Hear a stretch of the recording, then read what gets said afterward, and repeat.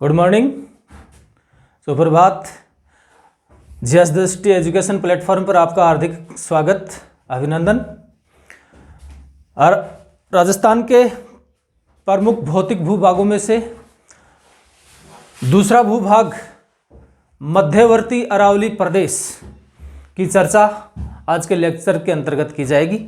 इससे पहले हमने उत्तरी पश्चिमी मरुस्थलीय प्रदेश के बारे में पढ़ा है और उसमें परीक्षाओं की दृष्टि से कुछ महत्वपूर्ण बिंदुओं के ऊपर हमने चर्चा की। कुछ और भी बिंदु वहाँ बचे हुए हैं जिनकी चर्चा लास्ट लेक्चर के अंतर्गत करेंगे, लेकिन फिलहाल मध्यवर्ती अरावली प्रदेश के बारे में हम पढ़ेंगे। बहुत महत्वपूर्ण टॉपिक है परीक्षा की दृष्टि से। कोई एग्जाम नहीं जिसके अंतर्गत अरावली प्रदेश से कोई क्वेश्चन नहीं आया हो, और तमाम प्रकार के क्वेश्चन यहाँ बनेंगे सुमेलित करने के, संगत असंगत के, और मेन एप्लीकेशन बेस्ड जो क्वेश्चन है वो मध्यवर्ती अरावली प्रदेश से पूछे जाते रहे हैं और अब भी पूछे जाएंगे। तो ध्यान से सुनिए। मध्यवर्ती अरावली प्रदेश एक योजना प्रदेश है। मैं ये कहूँ कि अरावली प्रदेश राजस्थान के लिए एक योजना प्रदेश है। और दूसरी बात ये कहूँ कि उत्तरी पश्चिमी मरुस्थलीय विस्तार को यह पूर्व में जाने से रोकती है। पहली और इंपॉर्टेंट बात यह है कि मरुस्थल के विस्तार को पूर्व की ओर जाने से अरावली प्रदेश रोकता है। अरावली की जो पहाड़ियां हैं वो मरुस्थल के प्रसार को पूर्व की ओर जाने से रोकती है। दूसरी बात, अरावली की उत्पत्ति, अरावली की राजस्थान में लंबाई, अरावली की औसत ऊंचाई और राजस्थान में कितना है, कुल लंबाई कितनी है, उसके ऊपर हम सरसरी तौर से देखेंगे। तो अरावली प्रदेश के अंतर्गत राज्य के कुल भूभाग का लगभग 9% अरावली प्रदेश के अंतर्गत आता है। राज्य के कुल भूभाग का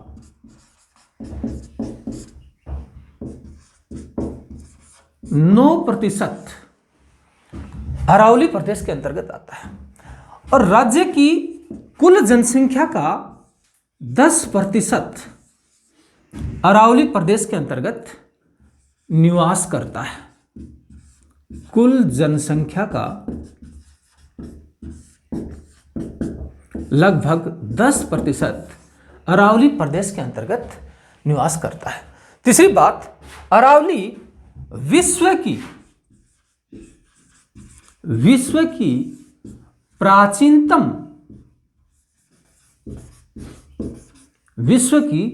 प्राचीनतम मोड़दार, ध्यान से, बहुत इंपॉर्टेंट बात है, मोड़दार ऑब्लिक वालित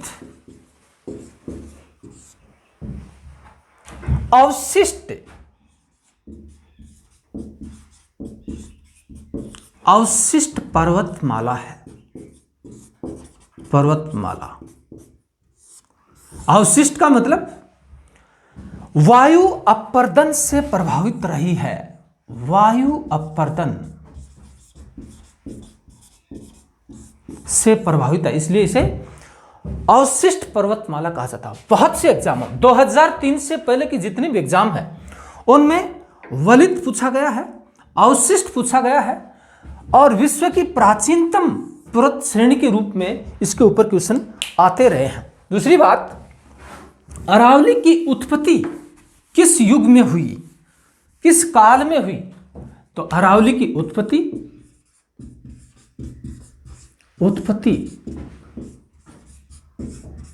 प्री कैम्ब्रियन युग के अंतर्गत हुई। 2003 से पहले आरएस प्री की जितनी भी एग्जाम हुई है लगभग लगातार क्वेश्चन यहां से आया है। उसके बाद में भी यदा कदा कई अन्य प्रकार की पीसीएस की एग्जाम है उनमें यहां से क्वेश्चन पूछा गया है। अर्थात इसका काल लगभग, आयु जिसको आयु भी कह सकते हैं, अरावली की आयु 57 करोड़ वर्ष पूर्व मानी जाती है, अर्थात 570 मिलियन वर्ष मूल ज्योग्राफी अरावली के लिए यही आयु, क्योंकि प्री कैम्ब्रियन युग को देखा जाएगा तो 57 करोड़ अथवा 570 मिलियन वर्ष पूर्व अरावली की आयु अंकित की गई है। अब गाइडों में क्या दे रखा है, वर्तमान आरबीएससी की बुक्स में क्या दे रखा है, वो बात अलग है, लेकिन अरावली का ज्योग्राफी के अनुसार काल निर्धारण 57 करोड़ वर्ष पूर्व अर्थात 570 मिलियन वर्ष पूर्व माना गया है। अरावली की औसत ऊंचाई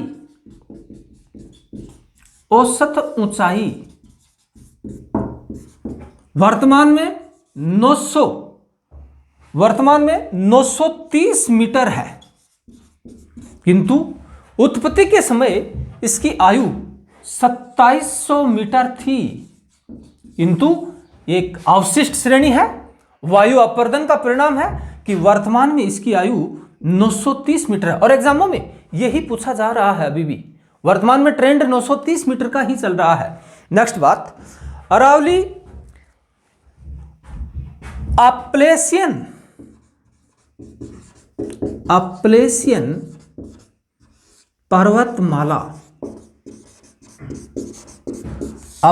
पर्वतमाला यूएसए के अंतर्गत है, उसके समकालीन है अर्थात अरावली श्रेणी और यूएसए की अप्लेशियन पर्वत श्रेणी जो यूएसए में पूर्वी तट के लगभग पूर्व से दक्षिण पश्चिम की ओर अवस्थित है, उसके समकालीन अरावली पर्वत श्रेणी है। तीसरी बात, अरावली का विस्तार अर्थात कहां से कहां तक है। अरावली रायसीना पहाड़ी जो दिल्ली रायसीना हिल्स जिसे कहा जाता है, रायसीना हिल्स दिल्ली से लेकर रायसीना हिल्स जहां राष्ट्रपति भवन भी अवस्थित है दिल्ली, नई दिल्ली में, वहां से लेकर पालनपुर गुजरात, रायसीना हिल्स नई दिल्ली से लेकर या प्रारंभ होकर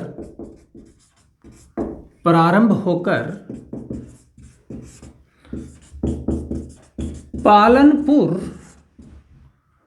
गुजरात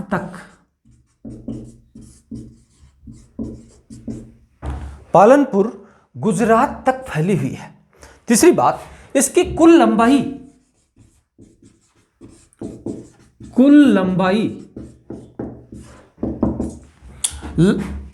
लंबाई इसकी 692 किलोमीटर है। कभी कभी आरबीएससी की बुकों में 700 किलोमीटर भी अंकित किया, कुछ एग्जामों में 700 किलोमीटर ऑप्शन भी आया है, इसलिए कोई ज्यादा अंतर नहीं, इनमें से कोई भी एक ऑप्शन आए आपको राइट करना है। अगली बात, इसकी दिशा क्या है। अरावली की दिशा यह करणवत रूप में उत्तर पूर्व से दक्षिण पश्चिम की ओर फैली है। इसका विस्तार करणवत रूप में उत्तर पूर्व से दक्षिण की ओर राजस्थान में यह विस्तृत रूप से फैली है। राजस्थान में यह कुल लंबाई तो इसकी 692 से 700 किलोमीटर के मध्य है और इसकी दिशा करणवत रूप में उत्तर पूर्व से दक्षिण पश्चिम की ओर है, किंतु राजस्थान में क्या स्थिति है अरावली की। राजस्थान में खेतड़ी सिंघाना या हरियाणा सीमा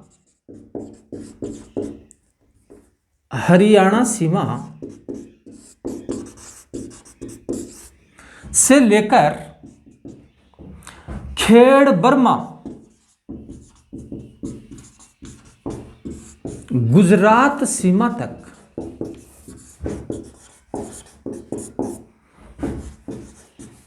यह 550 किलोमीटर लंबी है। राजस्थान में इसकी लंबाई 500 किलोमीटर है और कुल लंबाई का, इसके साथ ही कुल लंबाई का 80% राजस्थान में है। ध्यान से सुनिए, यहां बोर्ड के ऊपर जो कुछ लिखा जा रहा है और जो कुछ बोला जा रहा है, निश्चित रूप से यहां से क्वेश्चन पुटअप होगा। कन्फर्म 100% यहां से अब तक जो शब्दावली चली है, क्वेश्चन यहीं से ही आते रहे हैं। अर्थात मैं कहूं कि अरावली का जो कुल लंबाई का 80% राजस्थान में है और कुल लंबाई राजस्थान में 550 किलोमीटर है। और राजस्थान में यह है खेतड़ी सिंघाना यानी हरियाणा सीमा से लेकर खेड़बर्मा गुजरात सीमा तक ये अरावली राजस्थान में फैली हुई है। शैल संरचना के आधार पर अरावली को मुख्यतः 3 भागों में बांटा गया है। शैल संरचना के आधार पर 3 भागों में, और वो कैसे, वो इस प्रकार से बांटा गया है। नंबर 1 उत्तरी अरावली, नंबर 2 मध्य अरावली, और नंबर 3 दक्षिणी अरावली। और इसमें कौन कौन सी शैलें हैं? उत्तरी अरावली की जो शैल संरचना है वो क्वार्ट्जाइट और फाइलाइट प्रकार की है, अर्थात कठोर शैल संरचना है। यह खेतड़ी सिंघाना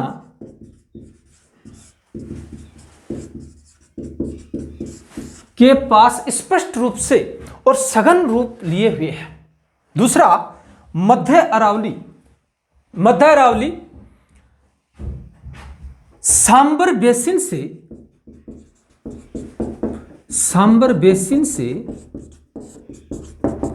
टाडगढ़ रावली तक इसकी सीमा है। और ये मुख्यतः है रायसीना हिल्स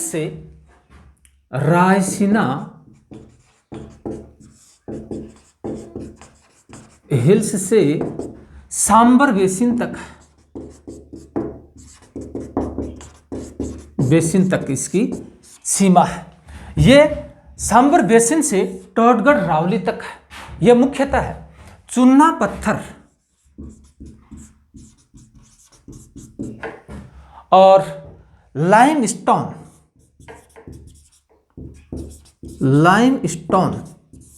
जैसी शैल संरचना से निर्मित है, अर्थात अवसादी शैलें हैं। यहाँ पे संगमरमर की संरचनाएं इस पार्ट में पाई जाती हैं। और दक्षिणी अरावली ये टाडगढ़ रावली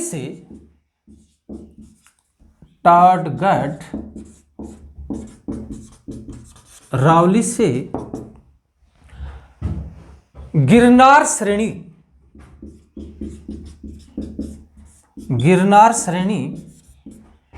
तक फैली है। और इसकी शैल संरचना रायोलाइट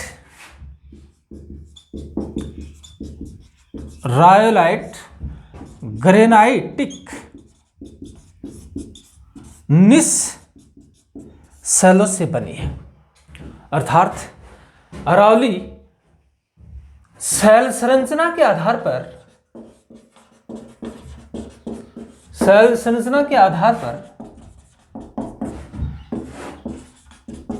3 भाग हैं।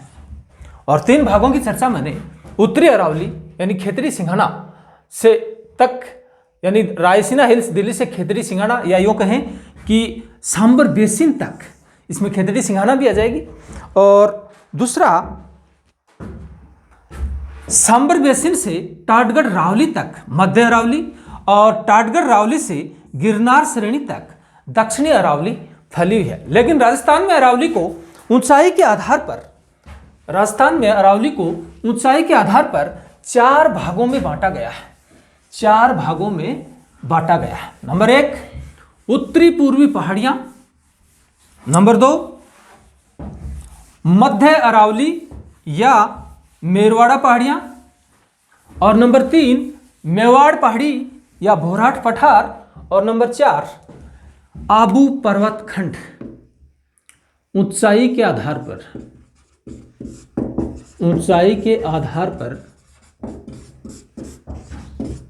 4 भाग हैं। नंबर 1 उत्तर पूर्वी पहाड़ियां, नंबर 2 मध्य अरावली, नंबर 3 मध्य अरावली को मेरवाड़ा पहाड़ियां बोला जाता है, मेरवाड़ा पहाड़ियां। नंबर 3 मेवाड़ पहाड़ी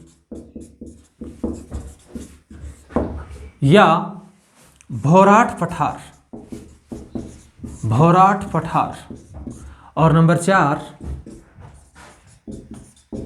आबू पर्वत खंड। सबसे पहले उत्तरी पूर्वी पहाड़ियों की चर्चा करते हैं, उत्तरी पूर्वी पहाड़ियों की चर्चा करते हैं, और इसके अंतर्गत ये पार्ट आएगा, उत्तरी पूर्वी पहाड़ियां,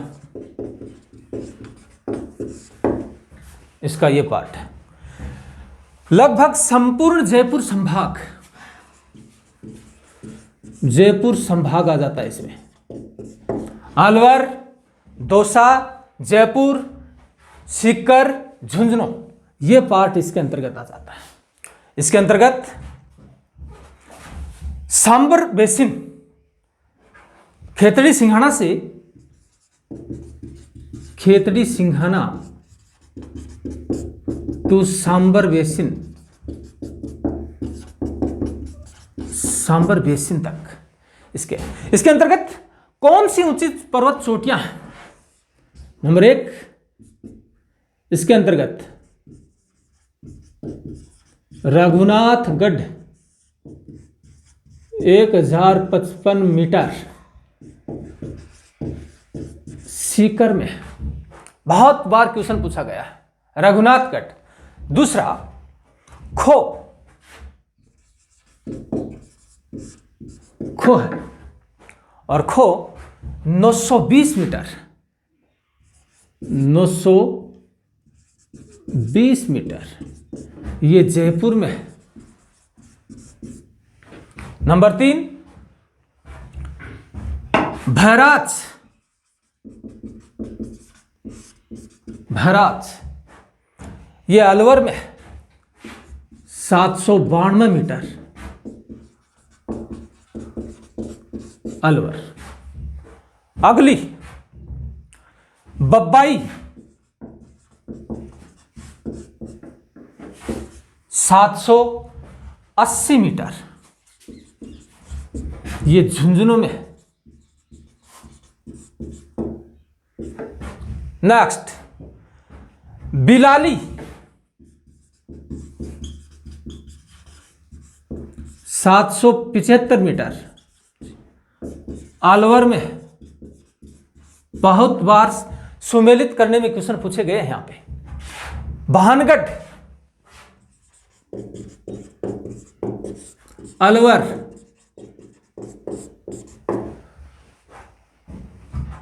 649 metre, Jaigarh Jaipur 648 metre, Nahargarh Jaipur 599 metre, Barwara Alwar 786 metre, Manoharpura Jaipur 747 metre, Bairath Jaipur 704 metre, और सीरावास अलवर 657 मीटर इस पार्ट की सबसे ऊंची चोटियां हैं।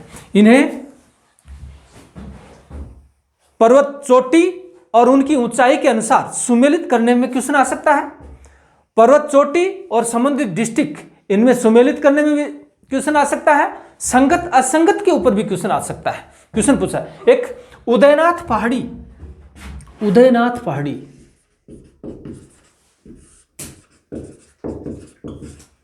ये भी अलवर में है, अलवर में है और यहां से कई बार क्वेश्चन पूछे गए हैं। और तीसरी बात एक इंपॉर्टेंट कि अलवर अरावली पर्वत श्रेणी सांबर झील के पश्चिम से होकर गुजरती है। एक बार क्वेश्चन पूछा गया यहां से कि अरावली श्रेणी सांबर झील के किस भाग से होकर के गुजरती है, किस दिशा से होकर के गुजर सकती है, पूर्व, पश्चिम, उत्तर, दक्षिण। तो आपको यदि इस प्रकार का क्वेश्चन आ जाए तो पश्चिम से होकर के ये पर्वत श्रेणी गुजरती है। दूसरे पार्ट इसके अंतर्गत अब आता है दूसरा पार्ट, मध्य अरावली या मेरवाड़ा पहाड़ियां, मध्य अरावली या मेरवाड़ी पहाड़ियां, इसके अंतर्गत दूसरा पार्ट आता है।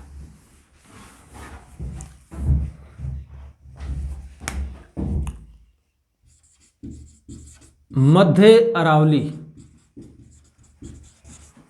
या मेरवाड़ा पहाड़ियां, हाल ही में इसके ऊपर क्वेश्चन आया है कि इनमें से मेरवाड़ा पहाड़ियां अरावली के किस भाग का हिस्सा है। तो हमें इसके ऊपर बिल्कुल भी निसंकोच रूप से क्वेश्चन करना होगा। मेरवाड़ा पहाड़ियां मध्य अरावली का हिस्सा है और बहुत ही इजी क्वेश्चन, मैंने एप्लीकेशन के ऊपर बिल्कुल भी डीपली नहीं गए और पूछ लिया कि मेरवाड़ा पहाड़ियां किसका भाग हैं, मध्य अरावली का। यह मुख्यतः है सांबर बेसिन से टाडगढ़ रावली तक फैला है। इसकी प्रमुख विशेषताएं या इसकी प्रमुख ऊंची चोटियां, गोरम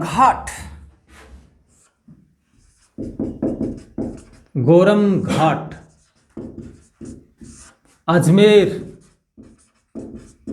यह अजमेर में है, लगभग 933 मीटर ऊंची है, लेकिन अब तक इसके ऊपर कोई क्वेश्चन नहीं पूछा गया है। यह मूलतः है गोरम घाट 2007 के बाद गाइडों का हिस्सा बनी और लंबाई इसकी कहां से आई है मुझे अब तक नहीं पता है और बहुत सी गाइडों का यह गोरम घाट हिस्सा बन गई है और उसके अनुसार इसकी 933, लेकिन कोई भी एग्जाम में अब तक कोई क्वेश्चन इससे नहीं पूछा गया है। हो सकता है कोई पटवारी पुटूरी इनमें पूछ लिया गया हो, लेकिन फिर भी हमें भी इसको इंडिकेट करना होगा। क्यों? क्योंकि इन फ्यूचर निकट भविष्य में यहां से क्वेश्चन पूछा जाए। हाँ, इसको रावली टाडगढ़ जरूर कहा जाता है, गोरम जी को ही रावली टाडगढ़ कहा जाता है। इसकी ऊंचाई 930 मीटर है। दूसरा, इस मध्य अरावली की प्रमुख ऊंची चोटी है तारागढ़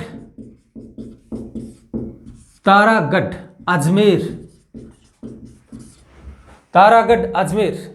इसकी ऊंचाई है 873 मीटर।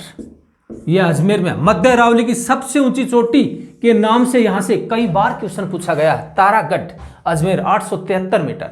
और अगली नाग पहाड़, जहां से लूणी नदी निकलती है और इसकी ऊंचाई है 867 मीटर। और कहीं कोई कुछ भी दे रखा हो, लेकिन मेरे डिटेल्स के अनुसार 867 मीटर यहाँ इसकी ऊंचाई है और यह भी नाग पहाड़ अजमेर में ही है। और इसके अतिरिक्त मध्य अरावली के ऊपर यदि कोई क्वेश्चन पूछेगा तो इसकी यही पूछेगा कि मध्य अरावली की इनमें से कौन सी सर्वोच्च चोटी है, तो उसका उत्तर होगा तारागढ़।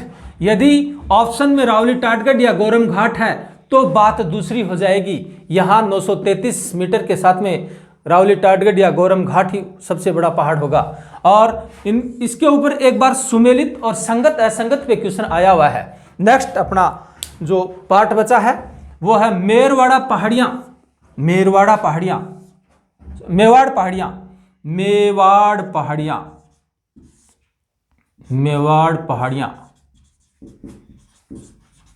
या भोराट पठार।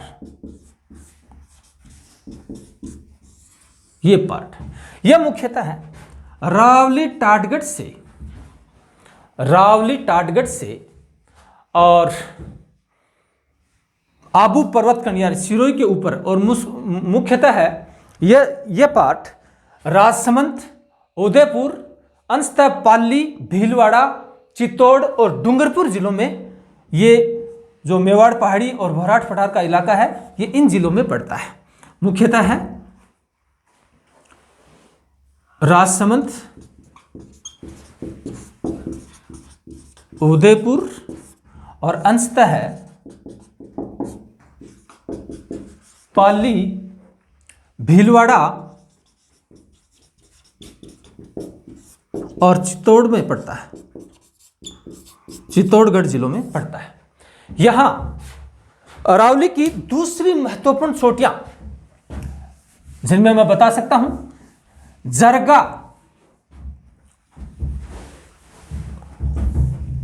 सबसे प्रमुख चोटी है, जरगा, जरगा उदयपुर, जरगा पहाड़ी उदयपुर में लगभग 1431 मीटर ऊंची है। दूसरी कुंभलगढ़, कुंभलगढ़ ये राजसमंद में है, राजसमंद में पड़ती है और 1224 मीटर इसकी ऊंचाई है। तीसरी धौनिया, धौनिया उदयपुर लगभग 1183 मीटर ऊंची है। चौथी ऋषिकेश, ऋषिकेश ये उदयपुर में है और इसकी ऊंचाई है 1017 मीटर। अगली कमलनाथ 1001 मीटर ऊंची है, ये भी उदयपुर में है। अगली सज्जनगढ़, सज्जनगढ़ ये 938 मीटर ऊंची है, 938 मीटर उदयपुर में, ये भी उदयपुर में है। और अगली सायरा, ये भी उदयपुर में है और सायरा की ऊंचाई 900 मीटर है, 900 मीटर। लीलागढ़, लीलागढ़ ये भी उदयपुर में है और लीलागढ़ की ऊंचाई 874 मीटर है। और इसके साथ में ही एक और है गोगुंदा, गोगुंदा और गोगुंदा की ऊंचाई है 840 मीटर, यह भी उदयपुर में है। मित्रों यहां से लगभग क्वेश्चन ऊंचाई और चोटी दोनों को सुमेलित करने में, चोटी और संबंधित जिला दोनों को सुमेलित करने में, ऊंचाई और चोटी संगत और असंगत के क्वेश्चन पूछे जाते रहे हैं। और यहीं पे एक गंधमार्दन पर्वत है, गंधमार्दन पर्वत, ये राजसमंद जिले में है। यहां एकमात्र राजसमंद में गंधमार्दन एक ऐसा पर्वत है जहां पे चंदन के वृक्ष पाए जाते हैं, चंदन के वृक्ष पाए जाते हैं। और अंतिम और चौथा पार्ट हमारे पास बच गया, आबू पर्वतखंड। आबू पर्वतखंड, आबू पर्वतखंड बहुत इंपॉर्टेंट है। राज्य का या अरावली का सबसे विस्तृत और सबसे चौड़ाई वाला पार्ट आबू पर्वतखंड है, या यूं कहें कि दक्षिणी अरावली या दक्षिणी पश्चिमी अरावली राज्य का सबसे विस्तृत या सबसे चौड़ाई वाला भाग है।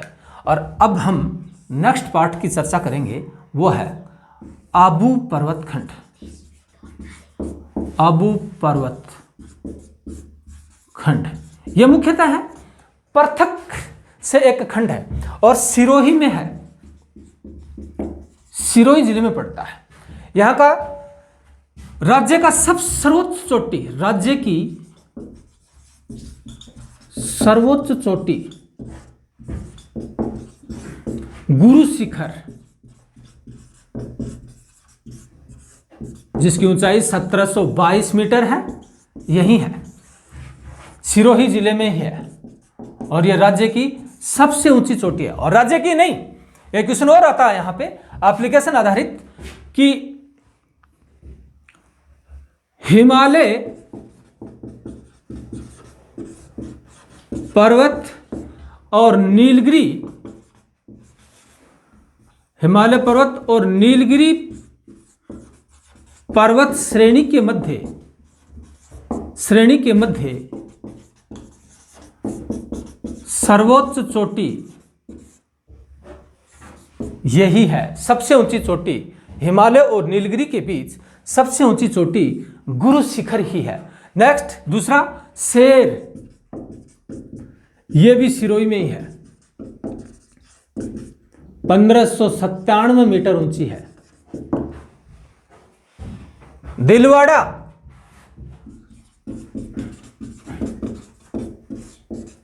चौदह सौ 42 मीटर ऊंची है, यह भी सिरोही में ही है, यह भी सिरोही में ही है। और अगली आचलगढ़, बहुत बार क्वेश्चन आता है, 1380 मीटर ऊंची है, यह भी सिरोही जिले में ही है। और इस प्रकार से ऊंचाई के आधार पर अरावली का जो वर्णन विश्लेषण था वो मैंने सूक्ष्म रूप से आपके सामने प्रस्तुत किया। निश्चित रूप से यहां से अनेक प्रकार के क्वेश्चन पूछे जाएंगे। आबू पर्वत के पश्चिम में, या यूं कहें कि सिरोही के पश्चिम में जसवंतपुरा पर्वतीय क्षेत्र है। यह मुख्यतः है एक अरावली से जुड़ा ही क्षेत्र है। और डोरा पर्वत इस साइड में, यहां का डोरा पर्वत, यहां पे डोरा पर्वत एक चोटी है जिसकी ऊंचाई लगभग 869 मीटर है।